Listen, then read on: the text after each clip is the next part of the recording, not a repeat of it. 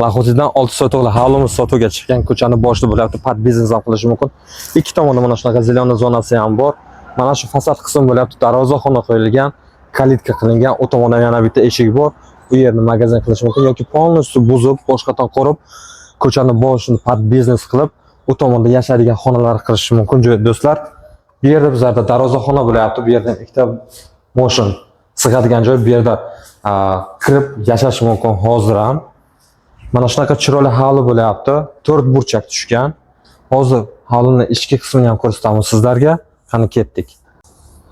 Bu bizlarning hovlimizning o'rta qismi bo'lyapti. Mana shunaqa chiroyli bo'lyapti. Polностью zelena zona qilingan. Bu tomonlar g'ish-fash qilingan. Mana shunaqa do'stlar. Menga juda ham ma'qul bo'ldi. Yo'lning boshida bo'lyapti. Buruday ko'chasidan примерно 50 metr ichkarida. Do'stlar, qaytarib o'taman. Hovlimiz 6 sotuvdan iborat bo'lyapti. Laxotida joylashgan 10 ta xonasi bor. Agar hovlimiz ma'qul bo'lgan bo'lsa, agar nomer telefonni pastda qoldiramiz, bemalol telefon qilinglar, narxini ham arzonroq qilib olib beramiz. Ko'rishguncha.